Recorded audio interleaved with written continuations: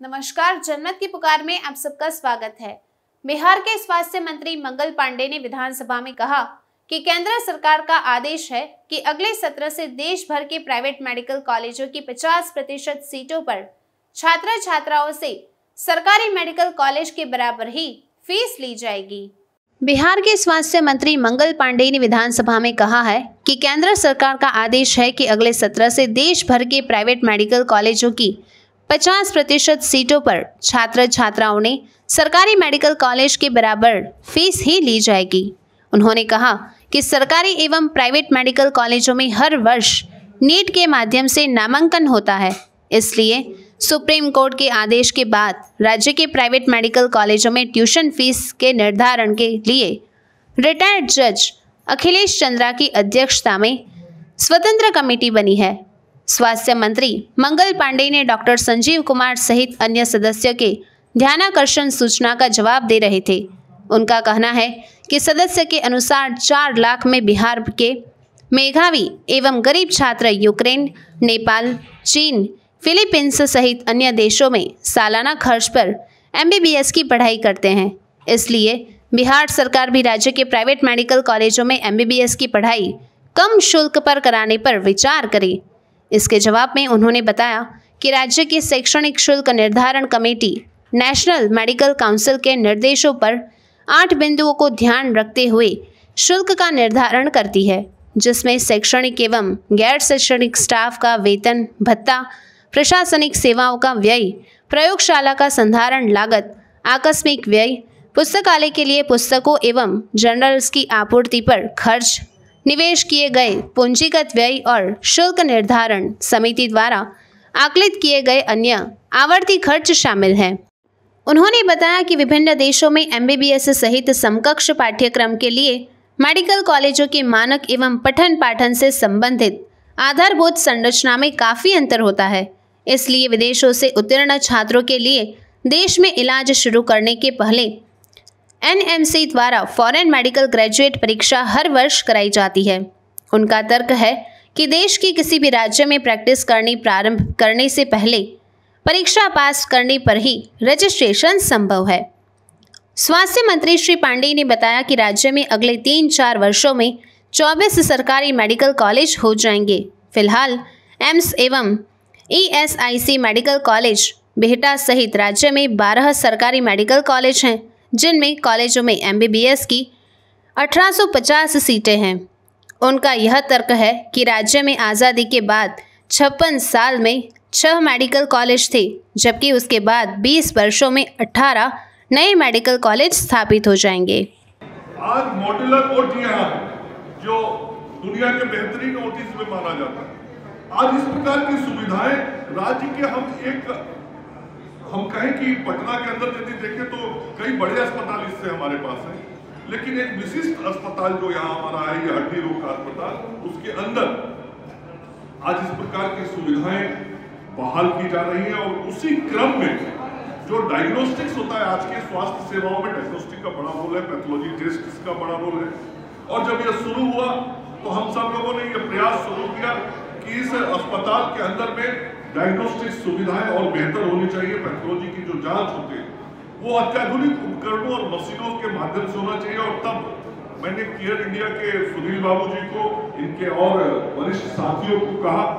कि आप सब लोग जो सहयोग करते हैं, थोड़ा सहयोग LNJP हॉस्पिटल में कीजिए। और फिर उन्होंने स्टैंडर्ड चार्टर्ड बैंक के लोगों से बातचीत करके आज इस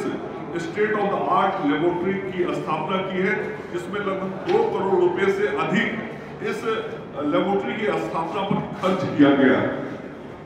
और इसके माध्यम से आज अस्पताल में अब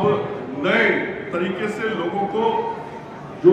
पैथोलॉजी टेस्ट है उसके परिणाम रिपोर्ट आने शुरू हो जाएंगे। मतलब अत्याधुनिक सुविधाएं लोगों को इस अस्पताल के अंदर मिलने लगेंगी। ये जो पैथोलॉजिकल लैब है, इसके अंदर PCR point studio 7, biochemical analyser, blood cell counter, ELISA reader और वाशर, ये ऐसे आधुनिक उपकरणों से ये सुसज्जित लेबोरेटरी होगा। और मैं शुभकामना देता हूं डॉक्टर सुभाष चंद्रा जी को, उनकी पूरी टीम को, कि आपके नेतृत्व में यह अस्पताल आगे बढ़ रहा है। और आगे आने वाले समय में जैसे जैसे आप जिन अपेक्षाओं की चर्चा हम सब लोगों से, हमसे या प्रत्यय अमृत जी से, हमारे अधिकारियों से आप करते हैं, उनको हम पूरा करने की कोशिश करते हैं और आज कर रहे हैं। तो ये आज जो सुविधा शुरू हो रही है, आपके नेतृत्व में इससे बढ़िया सेवा लोगों को मिलेगा। और जिस 400 बेड के अस्पताल की आपने बात कही है, वह भी हमारे माननीय मुख्यमंत्री जी की कल्पना है कि इस अस्पताल को और हम बड़ा बनाएंगे, 400 बेड का अस्पताल बनाएंगे। उसका DPR वगैरह भी सब बन गया, डिजाइन वगैरह सब तैयार है और उसका फिर से हम सब लोग निविदा करने वाले हैं। तो अब बहुत शीघ्र उसकी निविदा की प्रक्रिया एक बार फिर से होगी और इस अस्पताल के जो बेडों की संख्या बढ़नी है और उसके अंदर और भी आधुनिक जो सुविधाएं होंगी, उन सुविधाओं को भी हम सब लोग दे रही है। आपके नेतृत्व में इससे बढ़िया सेवा लोगों को मिलेगा। और जिस 400 बेड के अस्पताल की आपने बात कही है, वह भी हमारे माननीय मुख्यमंत्री जी की कल्पना है कि इस अस्पताल को और हम बड़ा बनाएंगे, 400 बेड का अस्पताल बनाएंगे। उसका DPR वगैरह भी सब बन गया, डिजाइन वगैरह सब तैयार है और उसका फिर से हम सब लोग निविदा करने वाले हैं। तो अब बहुत शीघ्र उसकी निविदा की प्रक्रिया एक बार फिर से होगी और इस अस्पताल के जो बेडों की संख्या बढ़नी है और उसके अंदर और भी आधुनिक जो सुविधाएं होंगी, उन सुविधाओं को भी हम सब लोग देने का काम करेंगे। अभी भी इस अस्पताल के अंदर राज्य के कोने कोने से जो गरीब आते हैं, जिनकी वार्षिक आमदनी 2.5 लाख रुपए से कम होती है, वैसे सभी लोगों को हम सब लोग मुख्यमंत्री चिकित्सा सहायता योजना के माध्यम से आर्थिक सहयोग भी देने का काम करते हैं और उनके ऑपरेशन में राशि राज्य की सरकार के द्वारा इस संस्थान को उपलब्ध कराई जाती है। उनके शरीर के अंदर यदि किसी उपकरण को लगाने की जरूरत होती है तो उसकी भी राशि सरकार के द्वारा उपलब्ध कराई जाती है, ताकि गांव के किसी गरीब को हड्डी से संबंधित यदि जटिल से जटिल और गंभीर से गंभीर बीमारी का भी इलाज कराना पड़े तो ना तो उसे संस्थान का दिक्कत हो, चिकित्सक का दिक्कत हो, सेवा का दिक्कत हो, ना ही राशि का दिक्कत हो। तो हर चीज की चिंता आज राज्य की सरकार के द्वारा की जा रही है और यहाँ पे PP मोड पे MRI और CT स्कैन बहुत सस्ते दर पे जो CGHS का रेट होता है और उससे भी कम रेट पे लगाया गया है। अभी जब ऑक्सीजन की दिक्कत हुई तो यहाँ पे हम सब लोगों ने 1200 लीटर पर मिनट का ऑक्सीजन प्लांट लगाया है। तो ये सारा काम हम यहाँ कर रहे हैं। अभी संजय जी बता रहे थे ब्रेन सर्जरी का एक उन्होंने रिपोर्ट देखा, यहाँ पे ब्रेन सर्जरी भी होता है। तो जो कुछ भी लेटेस्ट सारी चीजें हैं वो सुविधाएं दी जा रही हैं और आज इस पैथोलॉजिकल लैब के उद्घाटन के अवसर पर मैं अपनी ओर से फिर से एक बार इस संस्थान के बेहतर कार्य के लिए अपनी शुभकामना देता हूँ और संस्थान के भविष्य में और उन्नति और उन्नयन के लिए भी अपनी शुभकामना देता हुआ अपनी बात को समाप्त करता हूँ। माननीय निदेशक ने कुछ अनुरोध किया है उपकरणों के संदर्भ में, तो मैं अभी बातचीत कर रहा था तो बातचीत के क्रम में ही मैंने MD BMSI CM भी है संजय सिंह जी, तो मैंने अभी संजय जी को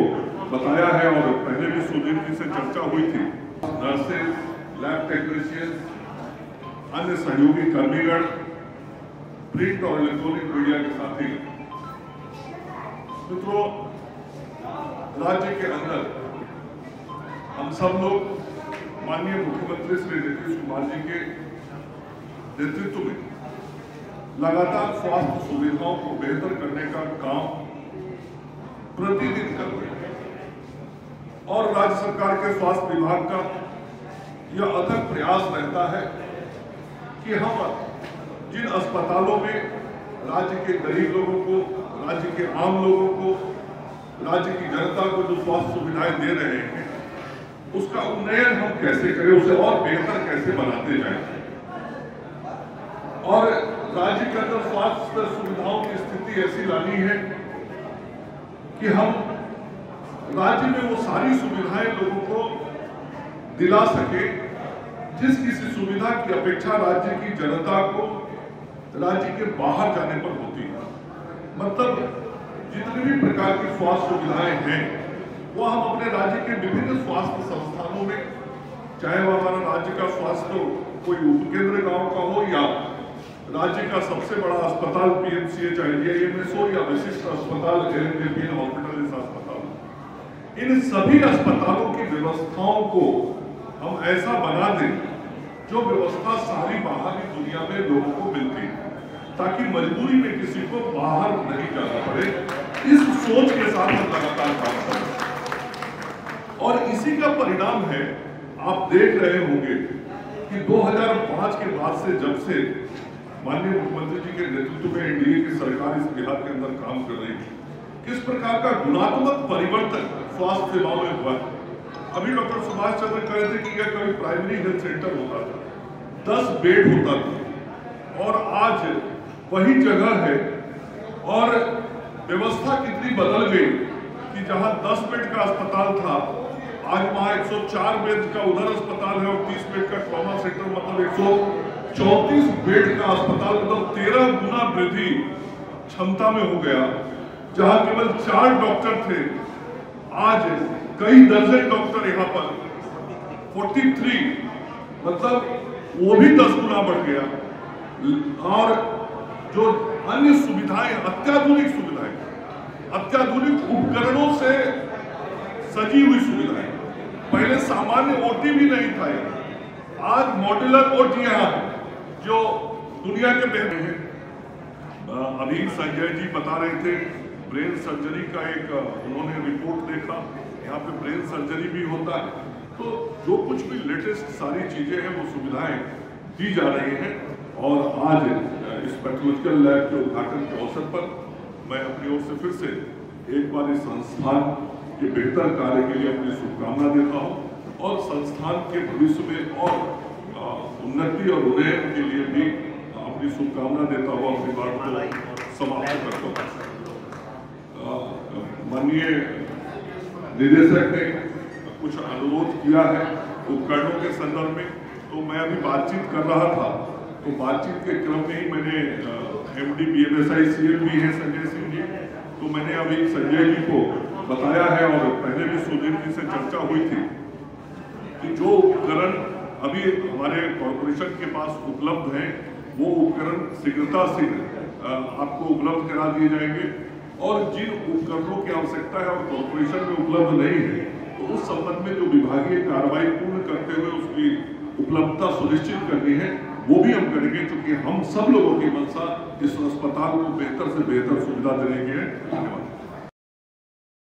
अगर आपने हमारा अभी तक चैनल सब्सक्राइब नहीं किया है तो कृपया चैनल सब्सक्राइब कर लें, लाइक करें, शेयर करें, कमेंट करें। तो मिलते हैं फिर किसी और खबरों के साथ। नमस्कार।